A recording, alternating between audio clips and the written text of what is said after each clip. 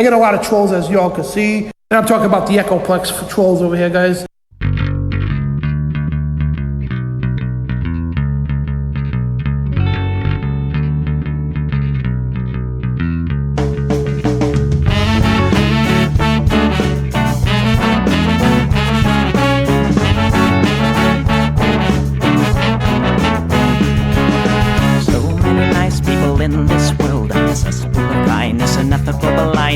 So please excuse my sarcastic tone. I'm a bit underwhelmed by the sample shown.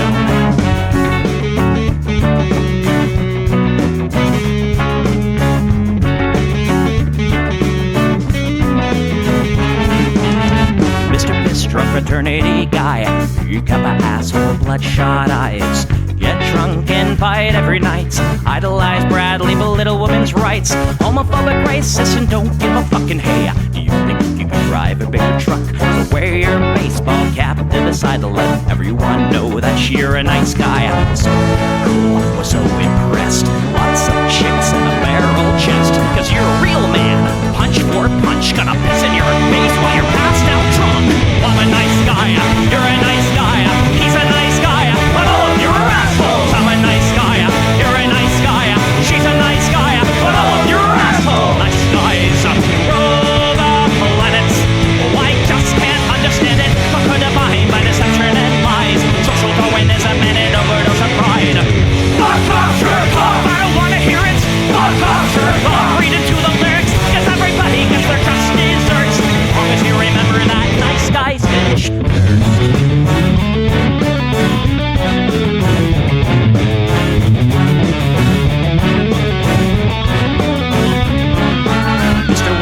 You're next on the list. Such a nice guy who speaks through his fists. Prick with a penchant for messing with heads. A broken nose for dinner and breakfast in bed. Alcoholic, paranoid, and suicidal too. But you'll probably kill her before she gets away from you. She lives in a pool, blood and cry. All your friends say that you're a nice guy. Have a drink, this one's on me. Look, you're doing fine, losing to your disease. Comatose, I'll pack your bags. Bury you like cats, read and gag. I'm a nice guy, you're a nice guy. We're all nice guys, but all of you are assholes. He's a nice guy, she's a nice guy. Hey, Tom Bone's a nice guy. All of you are assholes. Nice guys rule the planet.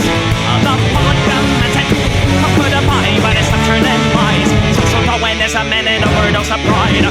Fuck off, jerk off. I don't wanna hear it. Fuck off, jerk off. Read into the lyrics, so let the parties will quench your thirst. As long as you remember that nice guys finish first.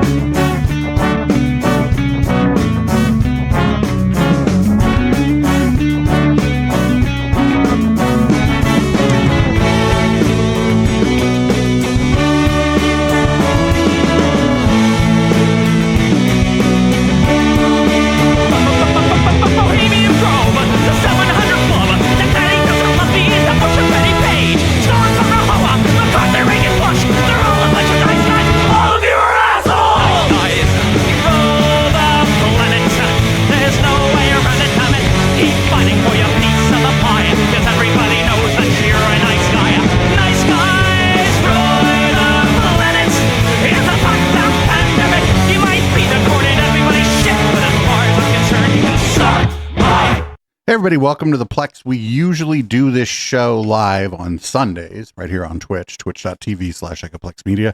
Something came up yesterday and I had to work somewhere else, so we're doing this on Monday night. If you'd like to support this project, you can do so by going to echoplexmedia.com. Click the support link at the top of the website, and there are many ways to support this show. Buy a hat. The hats are cool. I'm producer Dave. You can find me on Grindr, and this would be what the people want. I don't hate the cops. There's a person inside when the truncheon stops. Oh, don't hate the cops. Oh, when the raiders come, who will protect the shops? Don't hate the cops. They're a sensitive bunch if you don't stop throwing your rocks. Snap, crackle, pop is the sound of a taser. Your body drops. Don't hate the cops. Oh, don't hate the cops. Don't hate the cops.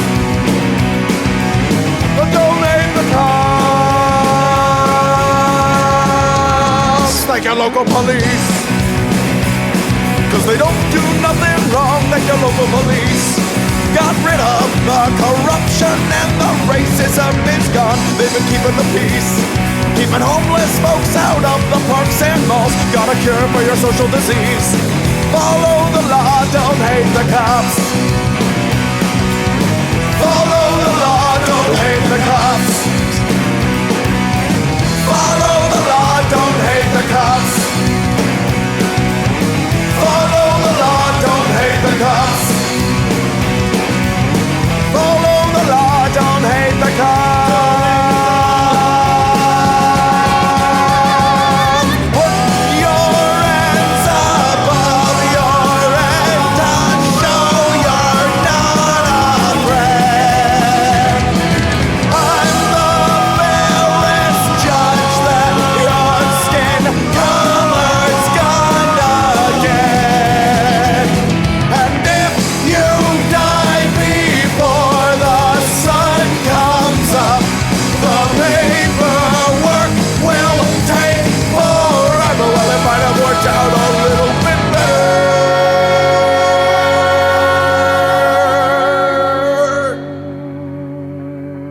if you didn't hate the cops. Cause they don't do nothing wrong, don't hate the cops. You can't blame them for just doing their job, don't hate the cops. Well, you gotta wonder, how much would it cost for you to be shot at and stabbed at by maniacs and drunks? Don't hate the cops, don't hate the cops. Don't hate the cops, don't hate the cops. Don't hate the cops. Don't hate the cops, don't hate the cops. Don't hate the cops, don't hate the cops. All right. Well, first up, we have Tiny Dancer Ben Shapiro. He has some thoughts about Trump's tariffs, and we're going to see what those thoughts are.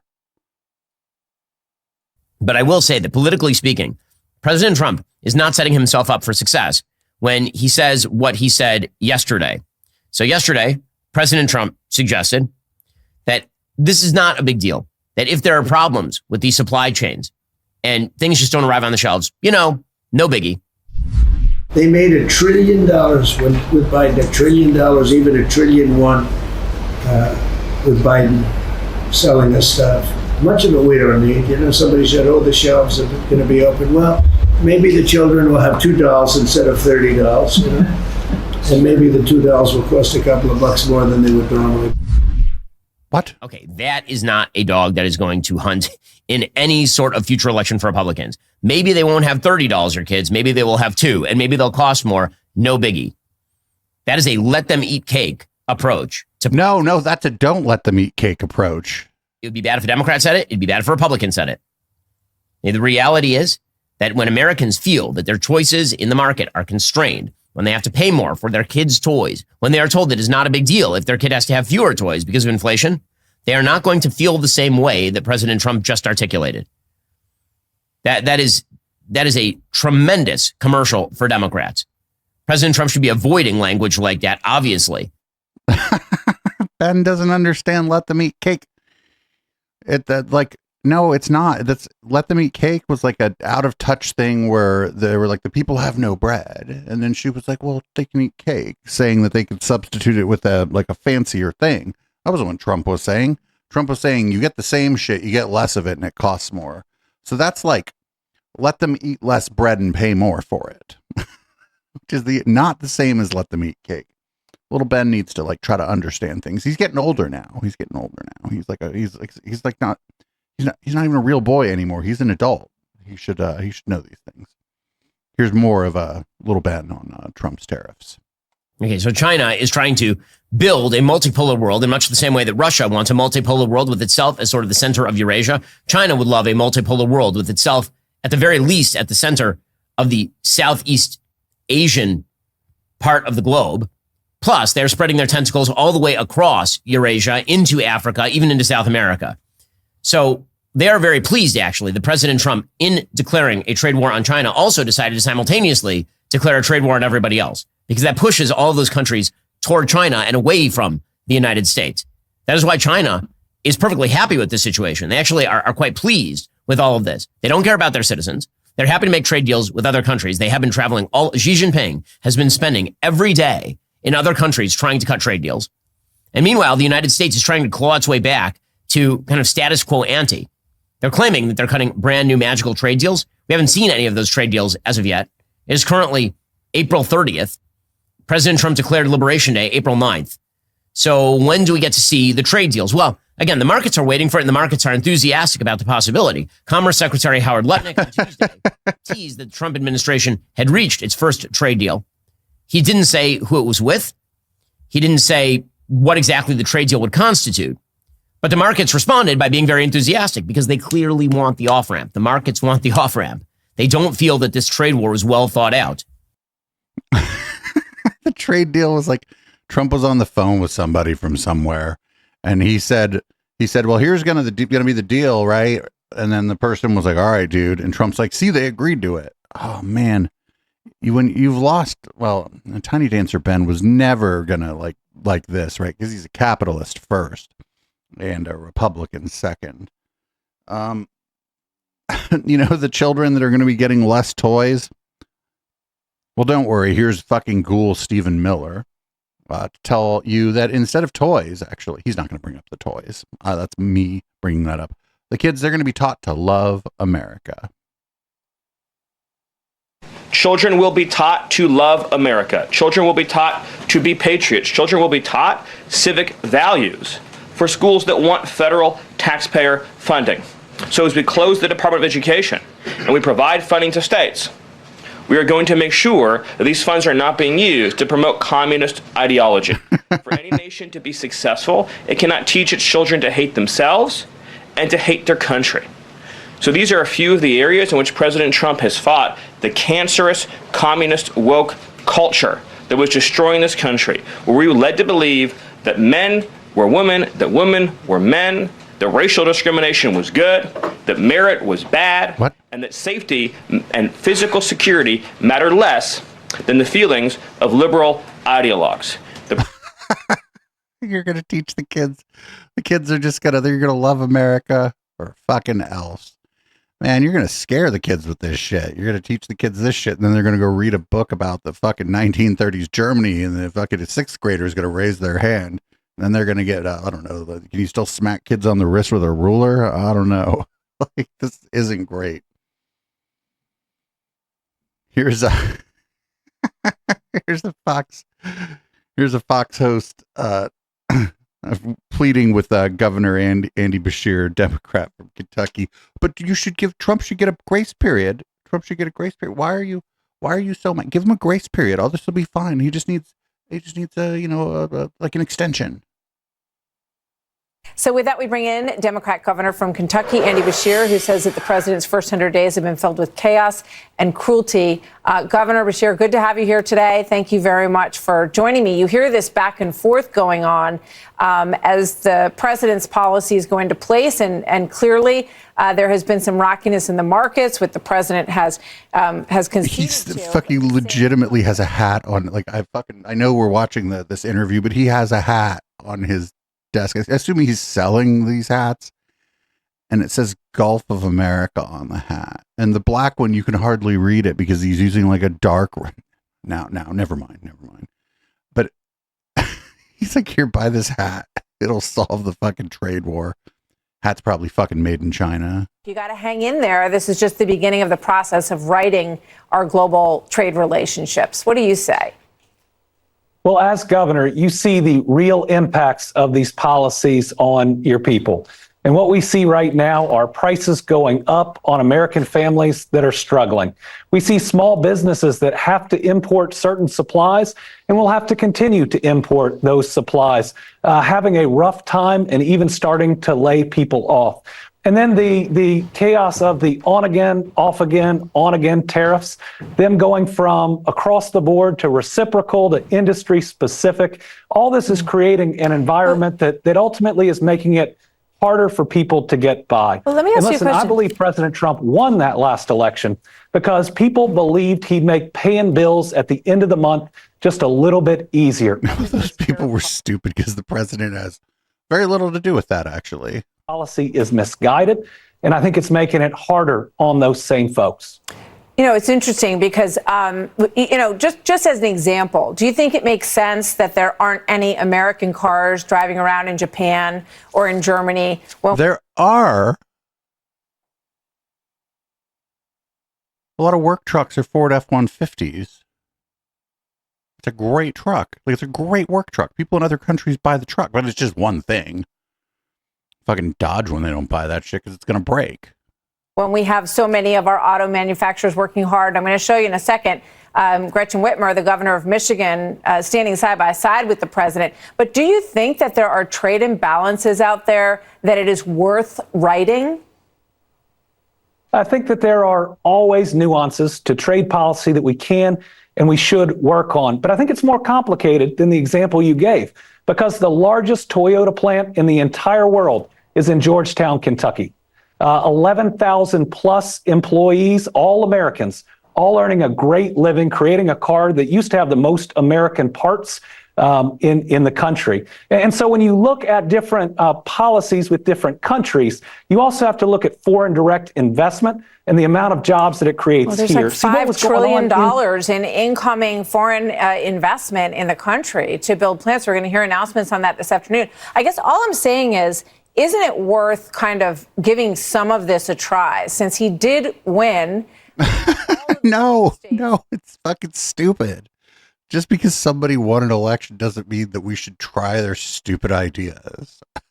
An election is a popularity contest. Global trade is a bit more complicated than a popularity contest.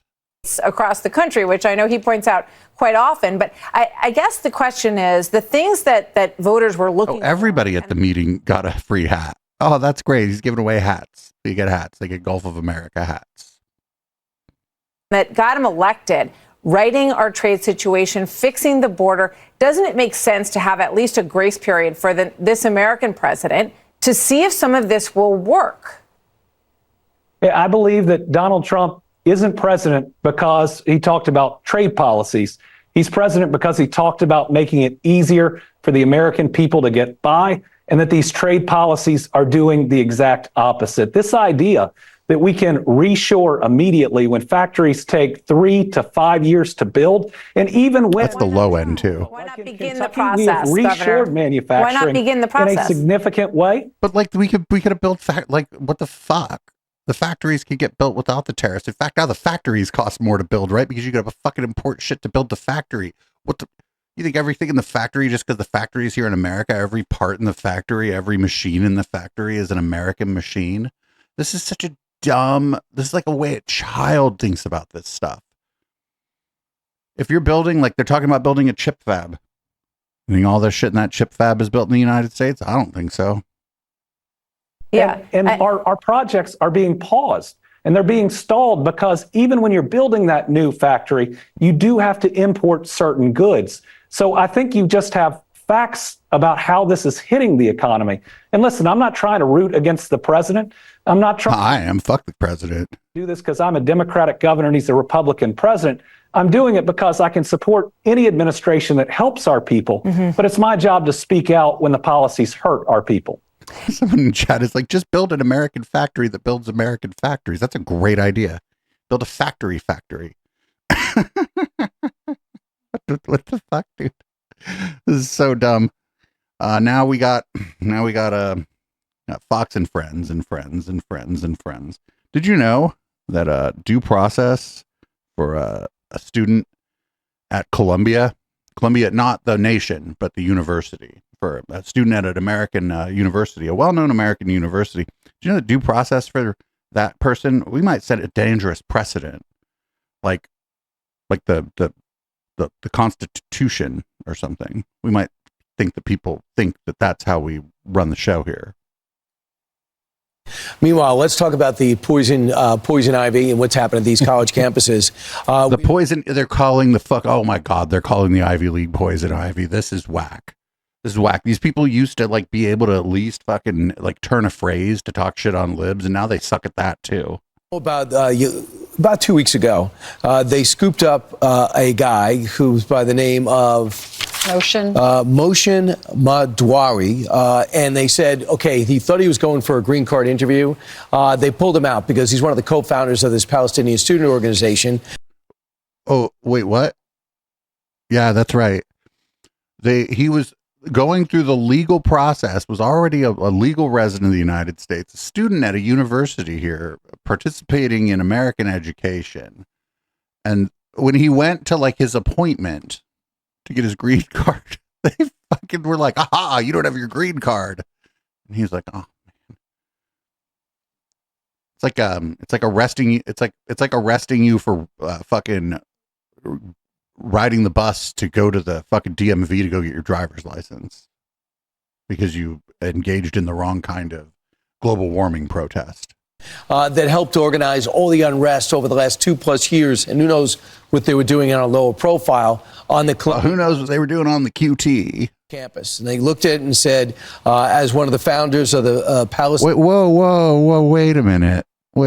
So the cars, now correct me if I'm wrong, looks like the cars that they're using to transport this fellow who they've arrested, those don't look like American cars to me.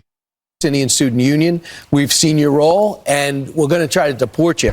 And the ICE, they went into an ICE facility. Yesterday, a judge heard his case and said he is not a threat. So while we evaluate his immigration status, he got out. And he didn't go out humbly. He came out defiantly. Fuck yeah, come out defiantly. Fuck yeah, this is America, baby. He's doing a Nixon. Oh, except not that. So it chose to call out President. Yeah, look at him. He's out there doing a Nixon. Look, this is patriotic. He's mimicking Nixon.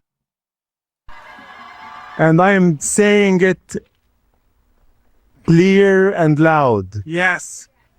To President Trump and his cabinet. Yes. I am not afraid of you. Never give up.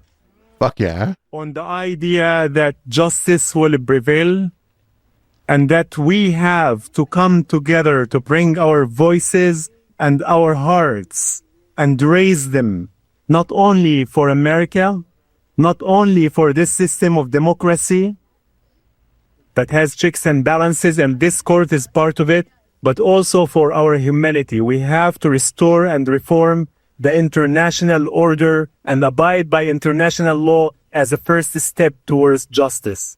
I don't care about international law. I care about the laws that govern this country. Oh my fucking God. I think we're setting a dangerous precedent that we have the courts involved with the visa process. You got to be kidding me. This guy, he means the immigration process. Has this guy ever heard of an immigration court?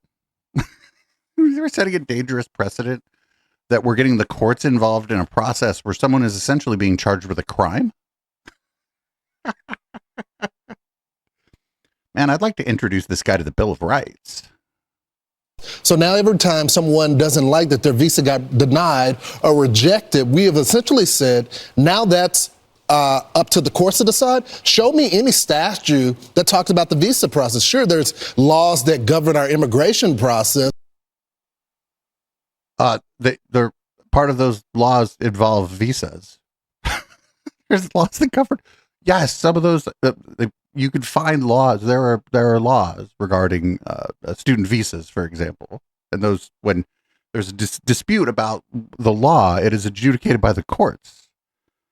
What is this guy? This guy's fucking stupid, uninformed. I don't know if he's dumb. He's uninformed, or maybe he's just a stooge. But when it comes to the visa process, the Secretary of State has wide discretion. And now we have a guy that's beating his chest. He has anti-American views. He's trying to destroy a lot of the things that we hold true to our country. He stands with just like what? Of the pro-Palestinian causes that are there that we don't support. That one looks like it's an American car because it's ugly. Outside of the courtroom, not a good look. What? That other one's a Nissan. We're trying to destroy American values here by giving people their day in court. Oh my fucking God. I am absolutely fucking stunned by like the response here. The response isn't like, you'd think the response would be, oh, the judge made the wrong call. We should deport this guy. You know, we need to, the government's going to appeal and I hope they win their appeal or whatever. No, the response is, what the fuck is the judge doing adjudicating a case at all? God. This is amazing. Up next, we got Flashpoint. This is, did you know that actually the cartels are paying off some of the judges? That's why this is happening. The cartels are paying off the judges, folks. Could be corrupt too, Gene. Here's another conjecture that the cartel is working to identify Hispanic judges that would be sympathetic to immigration they could put on the payroll so that they could have cases directed through those courts with leniency attached to it. So that, but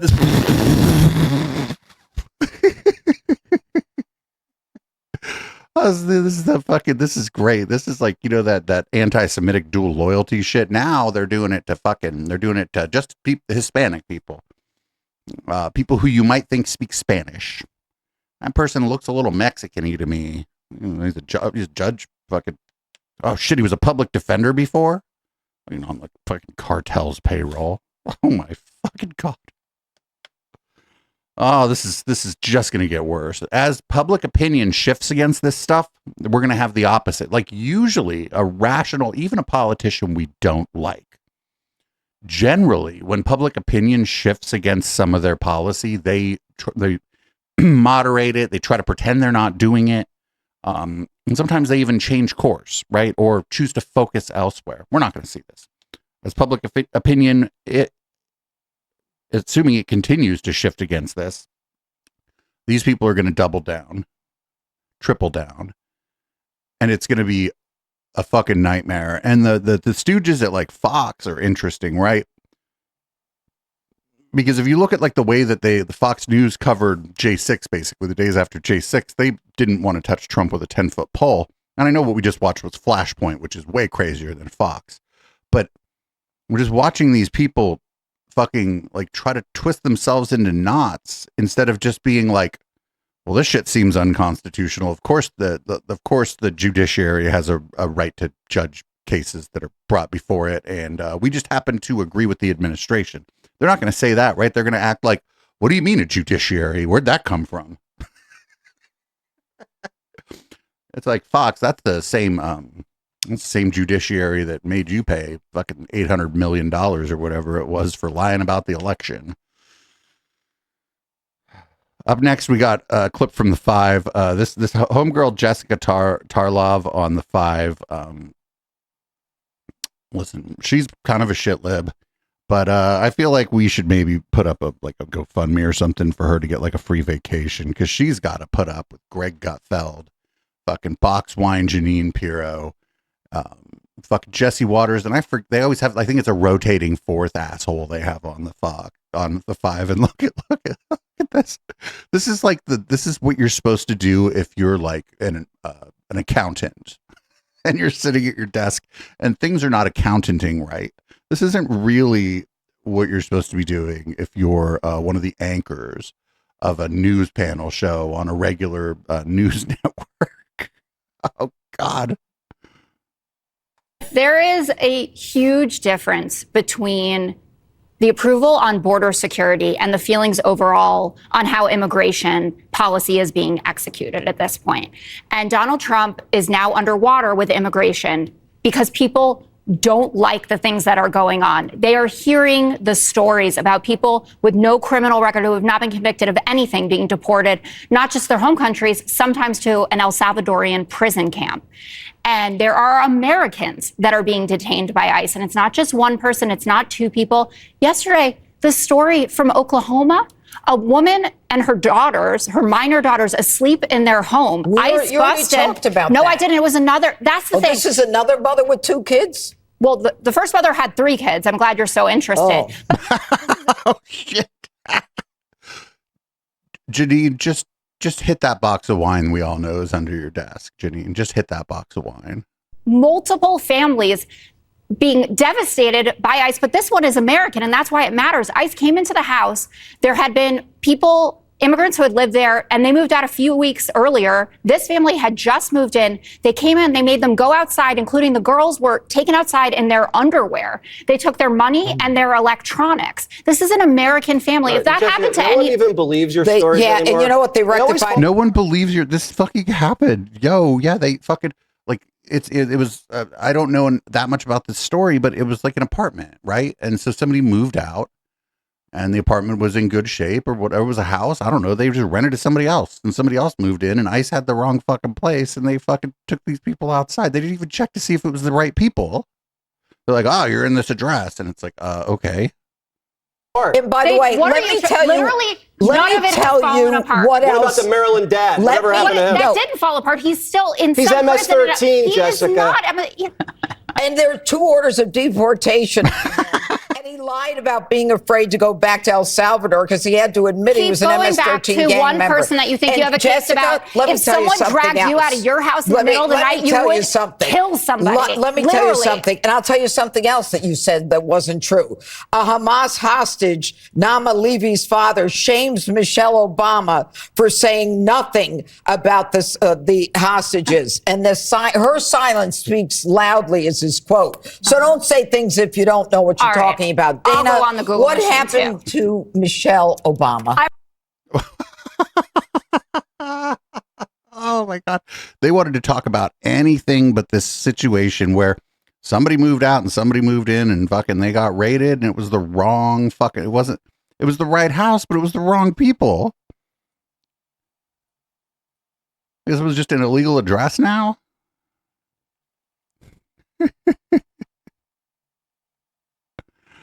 Oh man, here we go. This is great. They've let what they're calling new media into the White House press briefings now. And we don't mean like, well, that'd be interesting if there was like a wide variety of new media, like if you had a Dave Rubin and a Sam Cedar in there or something. And then you had like a Tim Pool and a little David Pakman or something in there. That'd be kind of interesting. But now they just got all the ghouls. All kind of ghouls are in there. And this is the kind of thing that they're talking about at the White House press briefing. I don't know if you know this, but in Florida, it used to be the Uber driver didn't speak English. Now they do. An accessible presidency in American history. So with that, let's kick it off. And I'm happy to take your question first, Aaron. Thanks so much, Caroline, both for having us and for granting me the first question here. Sure. And I can attest to the deportations in Florida. My Uber drivers finally speak English again, so thank you for that. But my question... Oh, this guy in the middle here. Oh, no. Who is he? Is that Tim Pool's producer? Is that the guy from Mumford & Sons? Who the fuck is this guy in the middle here? Sorry. My question for you is, what are the administration's plans for those who continue to defy the executive orders? Most notably, on my mind, are the ones related to what some would call trans men. I would call trans women, which are men masquerading as girls in girls' sports. Mm-hmm. Sure. Obey federal law, or you will be prosecuted. Obey federal law, and you could see your federal funding cut. Whether you are a college or a university, we have seen the president, again, using the leverage of this administration and to negotiate deals with some of the biggest colleges and universities in this country. And if they don't want to come to the negotiating table to apologize for the federal laws they have broken, to apologize for allowing Jewish American students on our nation's campuses to be unlawfully bullied and harassed, then there's going to be consequences for that illegal behavior. Oh, no. So it's like, she's just kind of playing the hits about the schools, right? On the colleges, there's pro-Palestinian protests, which must mean that the Jewish students there feel uncomfortable. No evidence that, most Jewish students on college campuses where there's pro-Palestinian protests feel uncomfortable or in danger or anything like that. But they got to say it. And then they're all up in women's sports. These people, sometimes they give away the game. Every once in a while, they'll be talking about this women's sports shit. And one of the it'll be like on some weird fucking bro podcast or whatever. And one of the dudes will be like, well, I don't know what women folk are doing playing sports in the first place. And I think that's like sort of the end goal here is that they're going to probably, like, the end of this might just be an abolition of women's sports, or at least federally funded women's sports. But I don't know. Also, they're talking about, women in sports, like in the entire NCAA or whatever, the university level. I think there's like 10 or 12 trans women who are athletes in the NCAA. This isn't a big thing. It's not a big deal.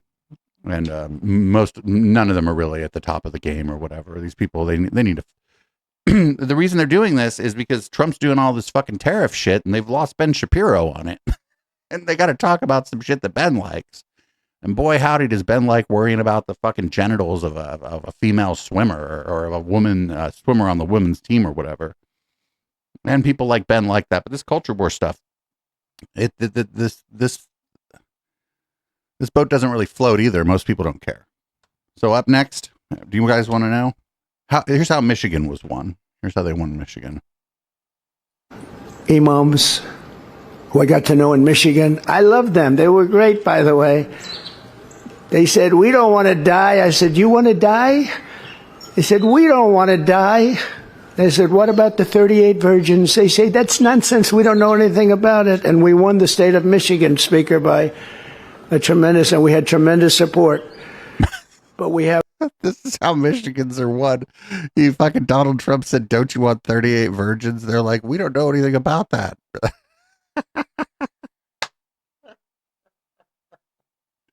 Friends, that's how you win Michigan.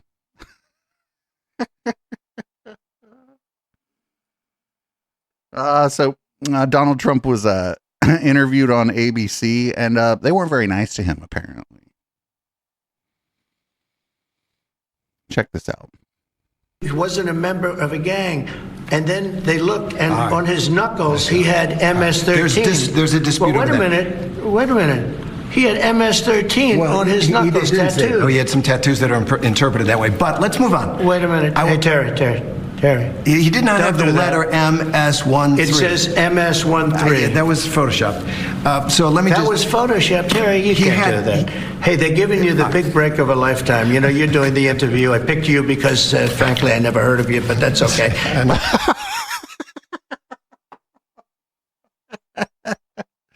Oh, man. The ABC reporter was like, that's Photoshopped. He's like, well, you get the break of a lifetime talking to me, and I picked you. Frankly, never heard of you, actually. But I picked you, Terry, but you're not being very nice. He had MS-13 tattooed. We'll agree to disagree. I want to move on to something else. Terry, do you want me to show you the picture? I saw the picture. And you think it was Photoshopped?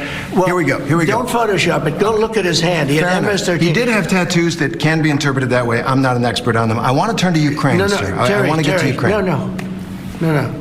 He had MS as clear as you can be, not interpreted. This is why people no longer believe the news, because when it's he was fake photographed news. in El Salvador, they aren't there.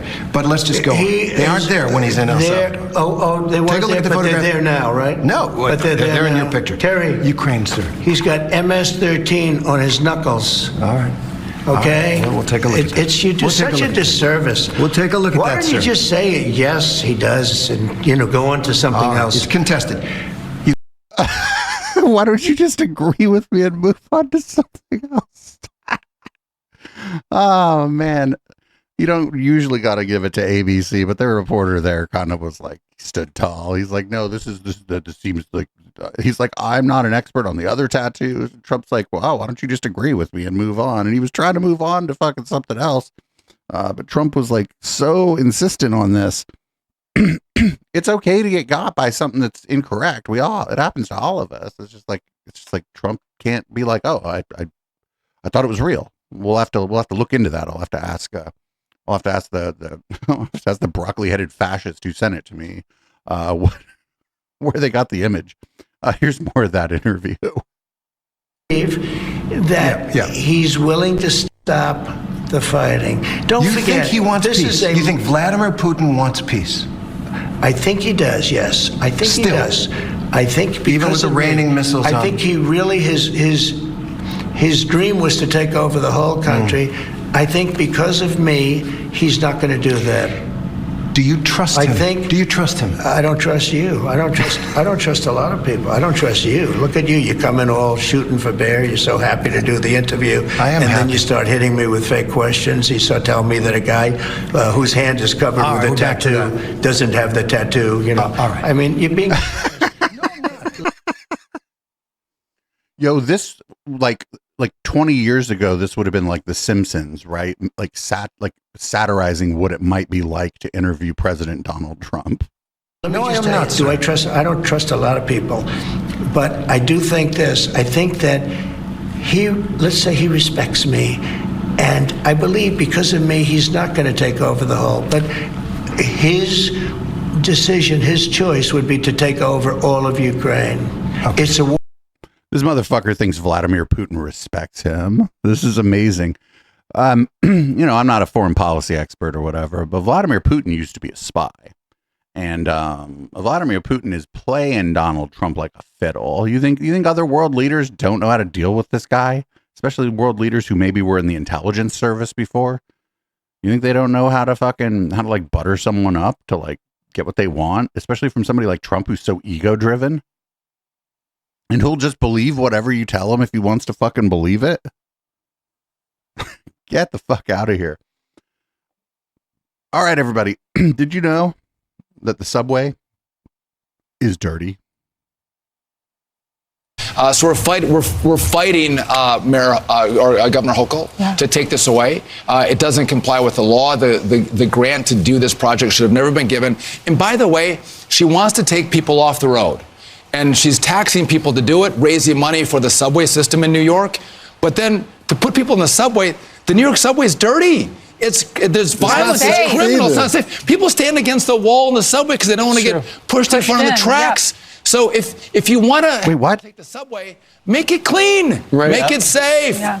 But by the way, I like freedom. Let me drive my car in if I want. Right. And so you have to win this. It affects our fire.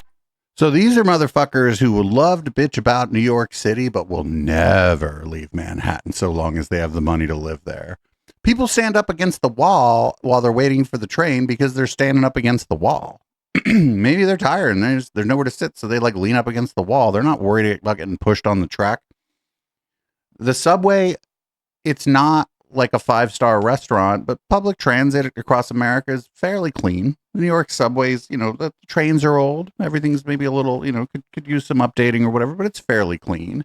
And like people in New Yorkers just take it. New Yorkers just take it. These are people that move to New York, right? Maybe these people are fucking bridge and tunnel and don't live in New York City proper. I don't know, but fucking New Yorkers just take it because that's how you get around. You either take the subway or a cab. I don't know that the pedestrians and shit in New York absolutely loved the toll coming into the city because they said there's less cars and they're less likely to get hit by a car. It's quieter. There's less people honking their horns and shit. It's the New Yorkers love it. But these people are like fucking Fifth Avenue ass motherfuckers, or even worse, they like don't live in the city proper. They drive across a bridge to get in there and bitch about the city when they get there. Fuck these people. Don't be in New York if you don't want to be in New York. Don't be in New York if you're afraid of the subway. Get out of New York if you're afraid of the subway. Subway is great. New York City is one of the few places in the United States that has a functional public transit system, and these motherfuckers hate it. Did you know that Sleepy Joe is responsible for the high rate of suicide and not other things? Like a lot of people, the rate of suicide went up during COVID. I think people, had mental health problems associated with COVID, and but it's all Sleepy Joe's fault. This is all Sleepy Joe's fault. Also, homeboy in the middle here looks like a Saturday Night Live character. We don't like to talk shit on the way that people look, but this dude looks like a character that Saturday Night Live would make up to be at the press conference. And that's amazing because Saturday Night Live isn't even funny. In the first 100 days is that the White House is crawling with kids. You have a young, beautiful baby boy. There are babies everywhere. There's so many young folks on staff who have kids. But the last 4 years under Joe Biden, parents were really stressed and ravaged. They had to take on 2 or 3 extra jobs. Depression rates were up. Suicide rates were up. You're a very high-profile young mother who seems to juggle and balance it all beautifully. What advice do you have to young parents out there who are starting their careers, having kids, building families, and trying to find that balance? Shit, behind him, that's Brendan Dilley. so desperately? Yeah, well, it's a great question. And first, to the heart of your premise, it's true. The president has empowered not just me as a young mother in this role, but there are so many new moms and dads on our senior staff in the West Wing, but also across the entire administration. There are working moms and dads who are owing our country public service for President Trump while raising young families. And the president really empowers us to do that. And I commend. All right. Well, I don't know. These are things the president doesn't have an impact on. And it's a shame that so many people in America take their own lives. Maybe we do something about firearms. I don't know. I just was stuck on the homeboy. The slicked back. He looked like that fucking the evil kid from Harry Potter had grown up all except for his face. His face stayed like a 12-year-old boy, but the rest of him like grew up. Now he's in the White House press pool or whatever. Like terrible. Up next, we got this is a Christian National pseudo historian Tim Barton is going to talk about what the founding fathers actually meant in the First Amendment when the Establishment and Free Exercise Clause of the First Amendment. So, in case you had any thoughts of your own on it, you were wrong. It's homeboy here has all the info. When people argue separation of church and state, it's really a misunderstanding of a very popular phrase. If you go back to the Bible, you have, as an example, Moses and Aaron, where Moses is the one that God gives the law to, and Aaron's the one that God puts over the temple, the tabernacle, became known as the church. And you see, God had two separate leaders over separate institutions, but neither one was secular because both of them were getting all their directives from God. That was the founding fathers' idea. We believed in separate institutions, not secular institutions, which is totally different. Oh no. This guy doesn't understand secular. Like the word secular doesn't mean without religion. You could be a priest. You could be a priest of a mega church and be preaching the gospel and also be preaching secularism. Like he's wrong. Secular literally just means that you don't think your religion should run civic life or that you don't think anyone's religion should. That's all it means. It does not mean without religion. There are many pastors and priests who are, for example, part of the organization America United for the Separation of Church and State. Those are very secular people, and they're also pastors and priests. This is just incorrect. This is incorrect. But it's fun. It's fun. We're having fun, right? The news show is always fun. We're going to go back to the kids. They have too many toys.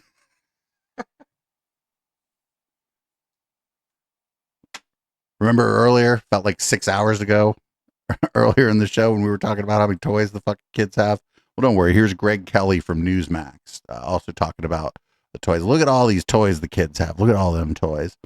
To be fair, a lot of kids do have too many toys, and they don't like any of them. It's the paradox of choice. They're dealing with the paradox of choice, right? When you go to the store and there's 900 different kinds of bread, I mean, I just choose whatever's on sale. But the kids, none of these toys are on sale, so they're fucked. They have too many toys. Now, people are losing their minds about this. That means empty shelves and more expensive products. Well, hold on a second. First, a little bit of the reaction. That is kind of what they're saying. That's not really, I think, a winning political message, telling American consumers that they're going to be able to get less and have to pay more for it. Imagine if that had been Donald Trump's 2024 campaign message. You already have too much crap, you spoiled brats. You and your kids are going to have to make do with less, and the less... I mean, Jimmy Carter said some much more articulate version of that, and he got fucking clobbered in the election. Anybody remember that? Jimmy Carter came out and told everybody that we are a consumerist society and that we are greedy. And anybody remember that? I bet the Republicans, if you play that for them, they're going to be like communist. Stuff is going to be more expensive. It's so disconnected from everyday reality of Americans. It's so tone deaf. It's so Marie Antoinette, let them eat cake. No, he knows what he's saying. He's not out of touch. And I think there's something to be said for maybe a little bit less crap actually. All this cheap stuff that we buy from China, and quite frankly, kids in America, rich kids, poor kids, middle-class kids, probably have too many toys. As a relatively new father myself of a 3-year-old and a 5-year-old, from the grandkids to the birthday parties to I don't know where this stuff comes from, but it comes, and they get bored of it very, very quickly. Maybe that's called being a child. Maybe 2 dolls that are, you know, very precious and savored and anticipated. 2 dolls that are very precious for your kid to rip the head off of, instead of everything in the kitchen sink. You know what I mean? Maybe. All right. Oh, this is fucking crazy now. These fucking right wingers got to go with this now, right? Because before they would have been like, like if Kamala Harris would have come out and said, hey, you know, maybe, you know, times are a little bit tough this year. You know, maybe what's important is your family. And if you're having tough times, you know, I feel for you. And if you can't buy as many gifts as you would like to buy, I feel for you. But just kind of keep in mind that your family is what's important and the time you're spending together is what's important. They would have lost their fucking minds. They would have lost their fucking minds. And now Trump is like, he's like, oh, I'm putting tariffs on all the fucking toys. Fuck them kids. Kids have too much shit anyway. Oh, man. Next. We got more Greg Kelly. Greg Kelly's a real winner. Somebody should somebody should do a pod. You know, they got that podcast about Alex Jones, that, you know, it's a knowledge fight. They got, I think it's called like, I Hate Bill Maher. You know, this other one, I think Michael Hobbs just started a new podcast where they talk about Joe Rogan. It's called No Rogan, and I think that's Michael Hobbs is on that show.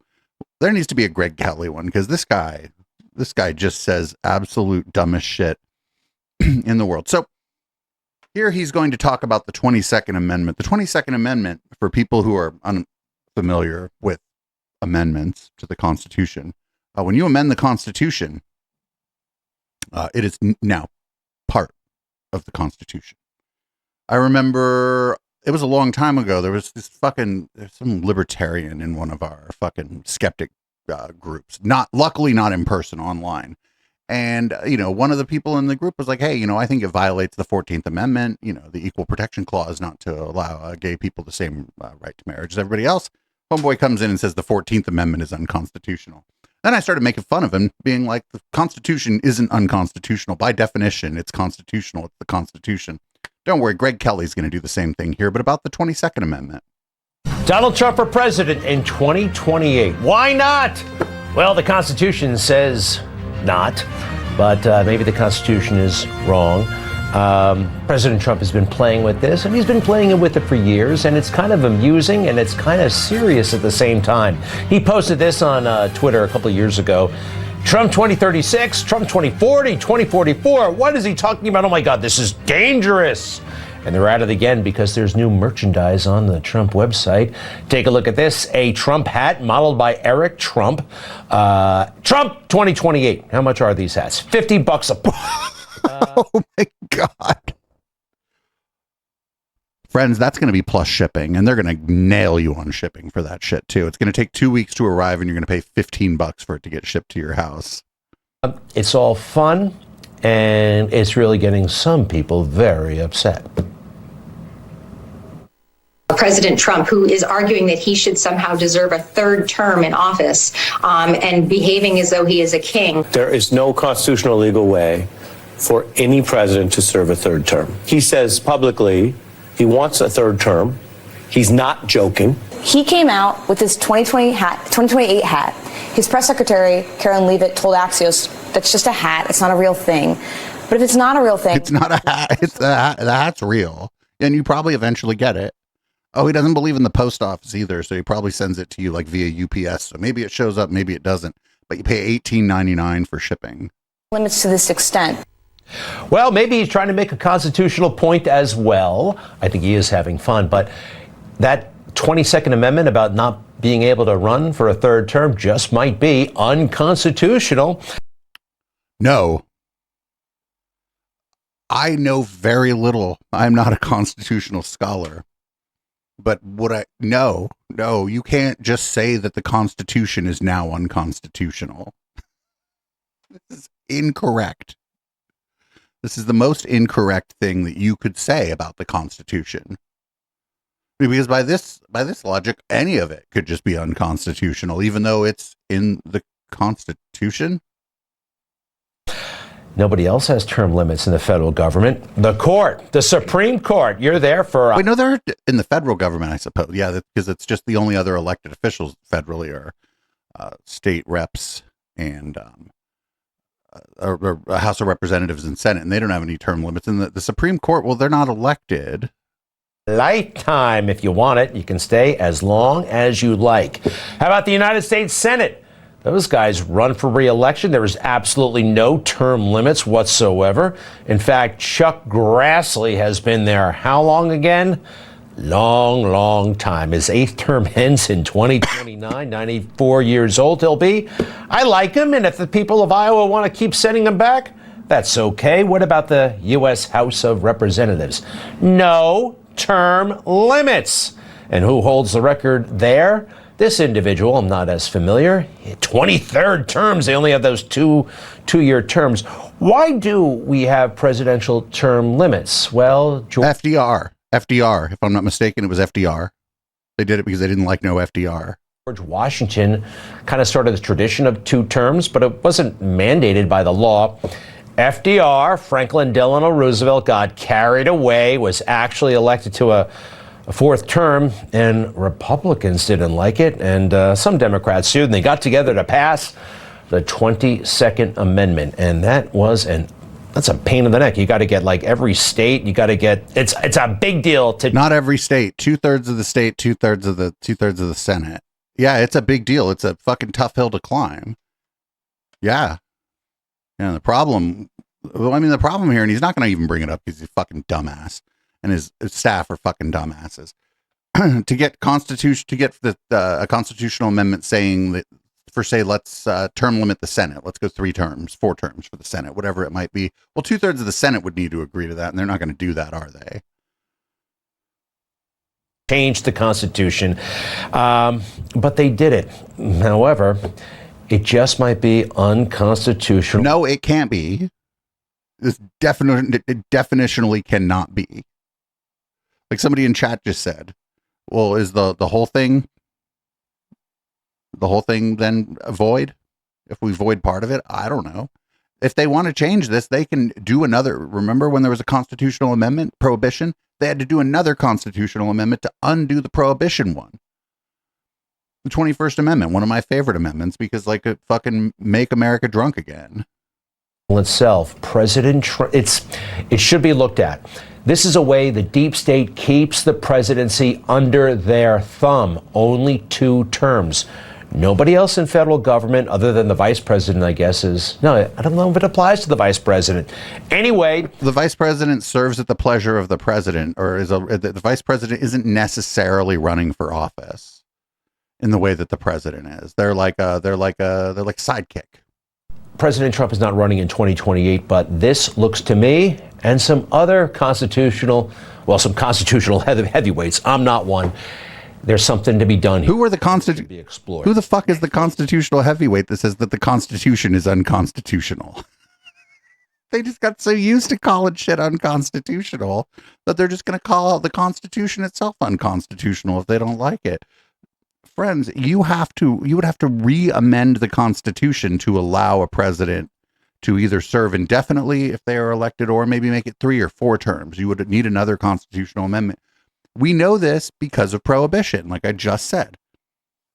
They outlawed alcohol in a constitutional amendment, and then they said whoopsie poopsie, and then they outlawed alcohol with a subsequent constitutional amendment. What the fuck, dude? Oh man, I hate doing this. I hate putting this lady out there. But why is Nancy Mace? Why is Nancy Mace? And Nancy Mace is an elected official, but we may put her in a category where we can only run clips of her during red light. We'll have to see. Anyway, here's Nancy Mace. It's happening everywhere. The first, it was the University of South Carolina with 13 genders on a dorm application. And then come to find out a few weeks later, I was wrong. Clemson had 15 genders, and none of the 15 genders on their form had male or female. They had like something like cisgender male, cisgender female. And I don't even know what that means. That's not science. Well, it's not. Well, it's sociology. It's social science. It's, I don't know.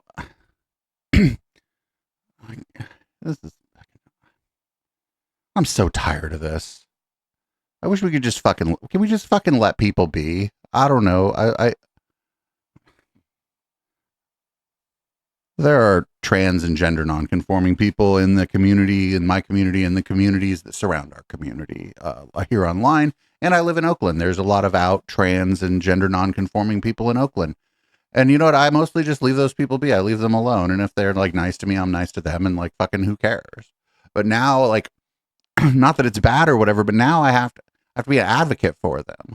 I'm not, maybe don't clip that, please. But like, I have to do it. Like, I don't have a choice. It's just another fucking thing on my plate. Another dumb fuck bigotry that's now big in the news that I have to fucking program against, and we all have to fucking program against, and then we have to fight against, not just in like public speaking, but like in legislature with our votes and shit. And like, it's fucking tiring. It's exhausting. I'm tired of seeing people in my local community and people in my online community get discriminated against because it's fucking politically expedient for these people. And I'm tired of talking about this. I don't have a choice. If I'm going to sit in front of a microphone and talk about politics, especially as a gay man, I have to talk about this, but I'm tired of it. I'm fucking sick of it. I'm not sick of you, trans folks. Please, I don't want to be misunderstood here. Y'all are fantastic. Most of you. Some of you are assholes, but you know, most people are fantastic and some people are assholes. We're almost to red light, so that's good.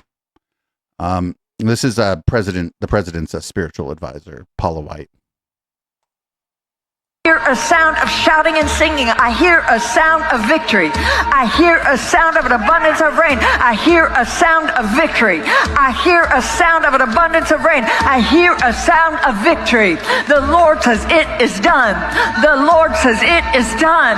The Lord says it is done. For I hear victory, victory, victory, victory in the corridors of heaven. In the corridors of heaven, victory, victory, victory, victory, victory, victory, victory. For angels are being released right now. Angels are being dispatched right now. Hamanda aka ata raka teda baka sanda ata ambo osa kata rite eke banda ata rike didi. I hear a sound of shouting and singing. I hear Worst fucking freestyle I've heard in a while. Like, she ain't gonna get no awards at the Cypher.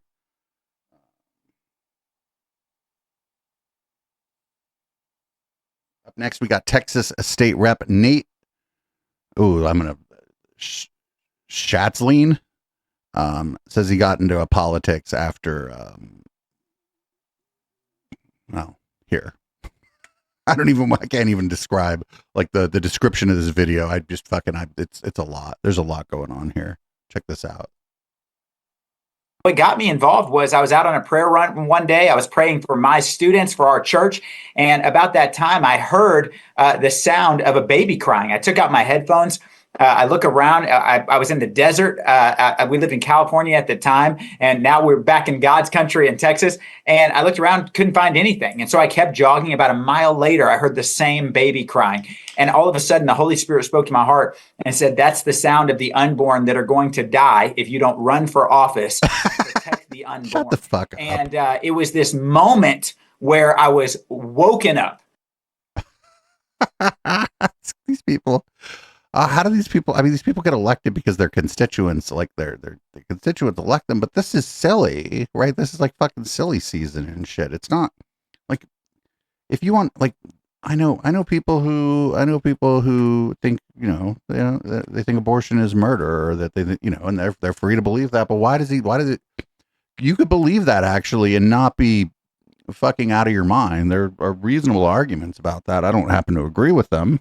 And in the end, it's fucking, even if you believe that, you should fucking maybe fall down on the side of personal autonomy for the pregnant person. But being crazy about it doesn't help because it makes your cause look crazy. So I guess like good. I don't know. So we have another scene from this, I guess the same press conference as we earlier. It's going to be hard not to pay attention to the blonde guy in the front. I feel like he bleaches his hair. I feel like your hair can't be that color. But then we got in the back, we got Brendan Dilley, and I guess they're letting Brendan Dilley ask questions at the White House press conference now. I was wondering if you'd indulge me in a quick round of Trump trolling or Trump truthing. Sure, let's do it. Okay, good. Love it. Rapid fire. Greenland joining America. Definitely Trump truthing. Canada becoming a 51st state. Trump truthing all the way. And the Canadians would benefit greatly, let me tell you that.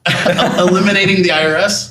I think that is an optimistic goal, and the president, so I would say we're on the side of truthing there for sure. And the president, again, wants to see tax cuts, and he wants to see this massive revenue that we can gain from tariffs as well, which will create the external revenue service. So that's a definitive goal for sure. And most importantly, Trump 2028. Trump trolling, although the hats are flying off the shelves. Yes. All right. Well,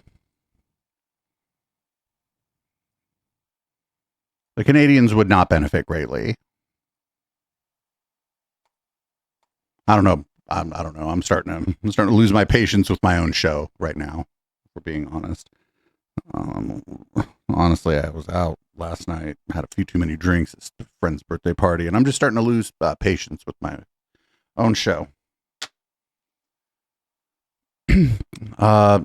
Here's Andrew Klavan, one of the people at Daily Wire. I guess the Daily Wire still functions. Anyway, he's gonna tell you what the civil rights movement is, what civil rights is. Don't worry, it's not going to be like super racist or anything. You know, I think that racism, for instance, tribalism, let's say, isn't one of the ways that we have evolved to deal with threats to ourselves, to our people, and to the, culture that we're in. I think that the modern world, even if you look at World War II, after all that death, people came home and had babies. That's where the baby boom comes from. But I think that the problem is the modern world has detached us from necessity. And so our evolutionary systems for self-preservation don't always go off. And sometimes we have to warn people that this stuff is happening.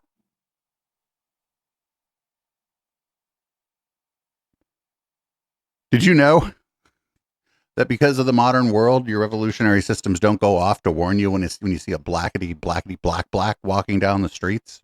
Your evolutionary system, they don't warn you. They don't go, that's an outsider. Because that's your neighbor. And the modern world is just fucking gotten rid of that in your brain, actually. You should be afraid of that guy because he looks different than you. What the fuck? It's happening. But next to finagling us, this is the reason I see, and this is where I disagree with the Wall Street Journal on the causes of the baby dearth, is that, to my mind, next to finagling us out of our founding religion, the greatest triumph of the left, the anti-West, anti-freedom left, is that by commandeering the reasonable complaints of feminism for their own purposes, as I've said, feminism is now just leftism in a skirt. Everything, all our attempts, civil rights are just leftism in blackface. That's all.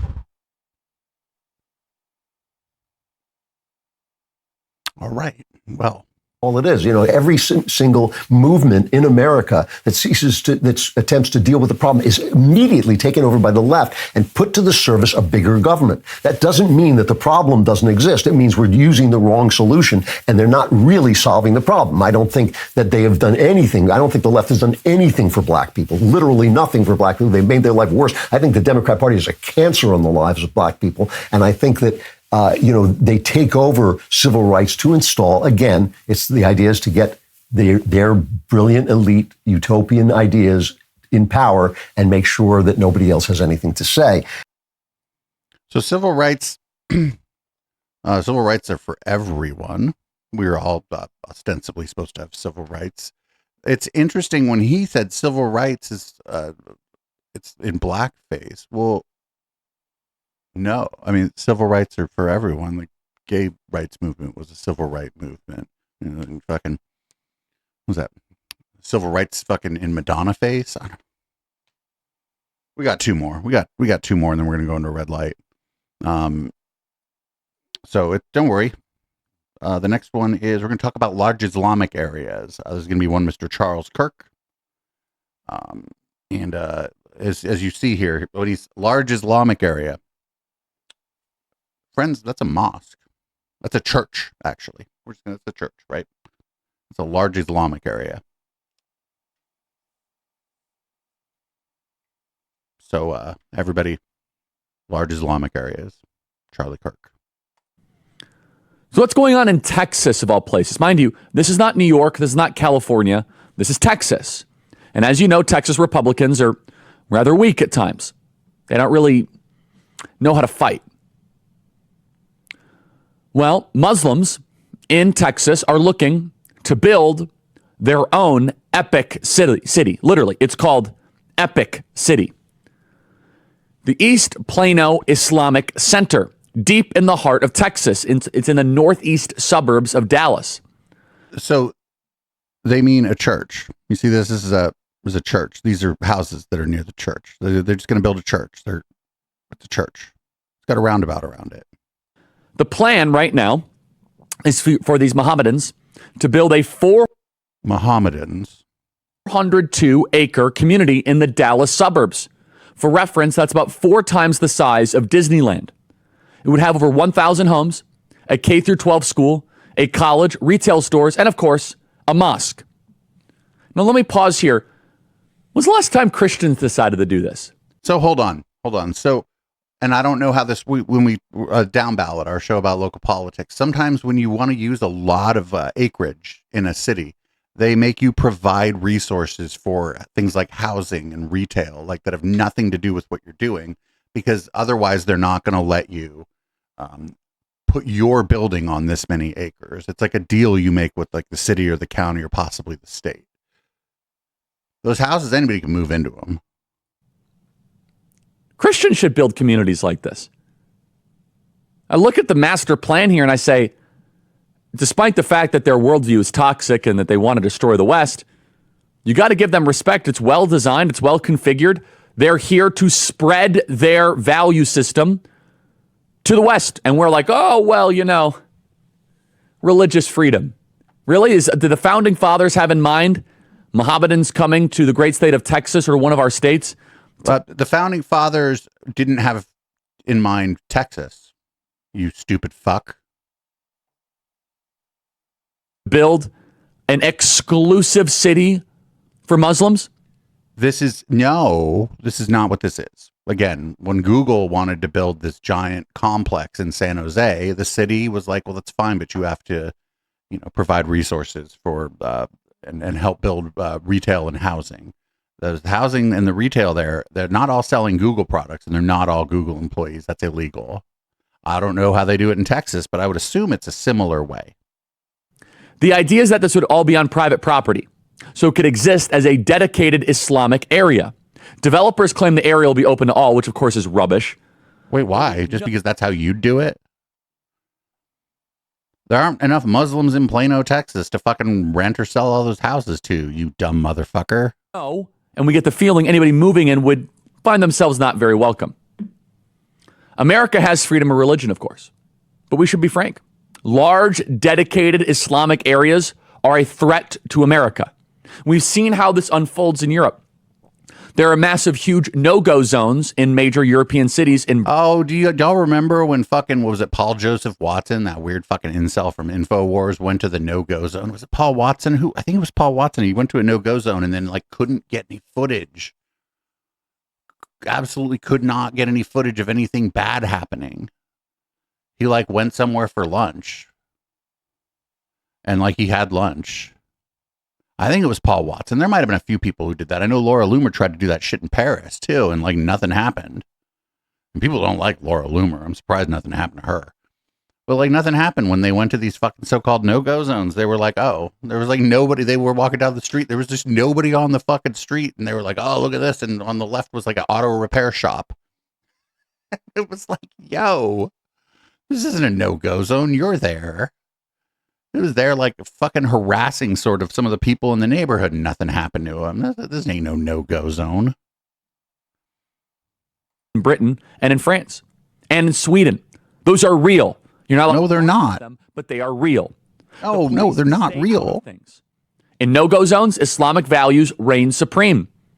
Blasphemy laws, for example. If you dare question the Prophet Muhammad, they will come after you. Free speech is not an Islamic value. Free expression is not an Islamic value. Exactly. What the fuck? Exact opposite. Submission is an Islamic value. That's literally what Islam means. Islam has conquest values. They seek to take over land and territory. By like legally purchasing it and putting up condos? Sounds like a real estate developer. Ain't nothing more American than a fucking real estate developer that nobody likes. And Europe is now a conquered continent. It is not what it used to be. It's a husk of its former self, which is increasingly Mohammedan. Mohammedan. Yo, this is obviously like incredibly racist, ignorant, and factually incorrect. But also, it's kind of funny and sad, right? Like, I'm glad this is kind of that particularly is kind of funny and sad. But again, like, it's just they made a deal with the city of Plano. They wanted to build this, giant fucking. They wanted to buy a bunch of land, and the city of Plano was like, "Well, you got to build some housing and shit if you're going to do this. You got to build housing and like support the local economy." And they do it all the time. This is a stipulation for all kinds of big buildings that would be they built by churches or tech companies or whoever. Cities, states, counties do this all the time. You probably never see that shit in Shasta because those people are stupid and don't like money. But like some of the casinos, some of the Native American casinos, some of the deals they have to support like a housing development around their casino. Like these things, this is just how cities like. That's how they get something out of building developers. This is dumb. All right, we got one more. Friends, Mark Zuckerberg has a solution for you. If you don't have enough friends. Don't worry about it. Mark Zuckerberg will give you a friend. I think as the personalization loop kicks in and the AI just starts to get to know you better and better, I think that will just be really compelling. One thing just from working on social media for a long time is there's the stat that I always think is crazy. The average American, I think it's fewer than 3 friends, 3 people that they'd consider friends. And the average person has demand for meaningfully more. I think it's like 15 friends or something. Oh no. So guess what? Facebook is going to be your friend. Right. I guess there's probably some point where you're like, all right, I'm just too busy. I can't deal with more people. But the average person wants more connection than they have. So there's a lot of questions that people ask of stuff like, okay, is this going to replace kind of in-person connections or real life connections? And my default is that the answer to that is probably no. I think, I think that there are all these things that are better about kind of physical connections when you can have them. But the reality is that people just don't have the connection and they feel more alone a lot of the time than they would like. So I think that a lot of these things that today there might be a little bit of a stigma around, I would guess that over time, we will find the vocabulary as a society to be able to articulate why that is valuable and why the people who are doing these things are like, why they are rational for doing it and how it is adding value for their lives. But also I think that the field is very early. So, it's I think, there are a handful of companies and stuff who are doing virtual therapist and, there's like virtual girlfriend type stuff, but it's, one more time. Friend type stuff, but it's girlfriend type stuff, but therapist and there's like virtual girlfriend type stuff, but it's like a digital waifu. It's very early. Listen, I don't, if you're like a bit of an introvert, a lot of introverts have a lot of friends. Maybe that's not the right way to talk about it. If you're like maybe a person who doesn't like having a lot of friends, maybe you're a solitary person. Someone in chat was like, I'm a writer. I don't really want to have a lot of friends. I like to write. If you're like that person, I don't want to have to make fun of people like you. But if we end up in a place where some of the people who maybe have a hard time making friends end up having just like 9 AI friends, and they're telling you about what their AI friends and them did, I'm going to have to start making fun of people who don't have a lot of friends. I'm sorry. There's going to be fucking collateral damage, and I'm just going to have to do it. I know it's not very nice, and people be catching strays, but we're just going to have to do it. We're just going to have to do it. And I'm pre-apologizing for my future horrible, dehumanizing, and fucking non-understanding behavior, my non-compassion for people who don't have any friends. It's all going to be these dorks' fault, though. It's all going to be these dorks' fault. And don't worry, it'll be free. It'll be free. So it'll be great. It'll be fantastic. So that's the podcast. If you're listening on the podcast, thanks for sitting through that shit. Sorry you have to miss the fun part, I suppose. Although the fucking red light appears to be, there's a Nicky Fuentes adjacent incel. I just assume he's an incel because he's Nicky Fuentes adjacent. Running for California governor. We have a clip of Alex Jones and Nicky Fuentes talking about sending people to El Salvador, and you're probably not going to believe how this shakes out. We're going to check in on Laura Loomer, who was mentioned earlier, and then we got RFK Jr. on the fucking Dr. Phil show. So I'm not sure, actually, that this is the fun part of the show. Though it is Monday, and in 2 hours and a half or so, we're going to have to raid into my other channel because I am part of a DJ raid train tonight. So that'll be fun. I'll play some breaks. After everybody had so much fun fucking talking about politics, we can all dance. Anyway, thanks for tuning in. If you want the whole show, I don't know why you would tonight, but if you want the whole show sent to your inbox, you can join us at patreon.com/echoplex, or you can go to eplex.store, sign up at the $5 level or higher, and you get the audio and video sent to yourself the next day. That would usually be Monday. And you would then get the podcast version of this the next day, but it's all got pushed back a day. I don't know why I'm talking about this. Nobody wants the rest of this show except for the people that are watching live. I'm going to take a break, change the color of the lights. I'm going to pour a strong fucking drink, and we'll be back with Red Light. This is Boomers by Periscope.